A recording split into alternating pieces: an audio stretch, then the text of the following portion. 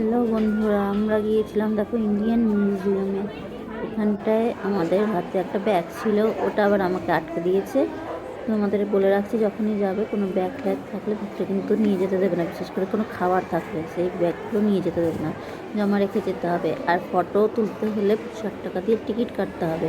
আর যদি ভিডিও করতে গিয়ে ধরা পড়ে যাও তাহলে কিন্তু 5,000 কত টাকা ফাইন বলেছে। ওইটা হচ্ছে নিচের এরিয়াটা, যেটা এখানটা তোমার ভিডিও করতে পারবে, কিন্তু এর পরের থেকে আর পারবো না আমরা করতে। এখানে ফটো আর তোমার ভিডিও করতে পারবো, এখানটা অসুবিধা নেই। আর এটা হচ্ছে ব্যালকনিতে বেরিয়ে আমি করেছিলাম ভিডিও।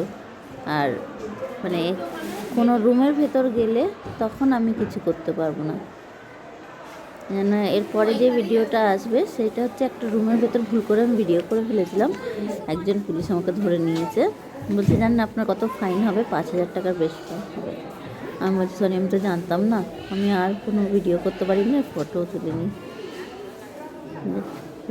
এইখানে যে পুলিশটা দাঁড়িয়ে আছে ও দেখে নিয়েছিল আমাকে ভিডিও করতে, তার থেকে আমি আর কোনো ভিডিও করিনি ভয়ে।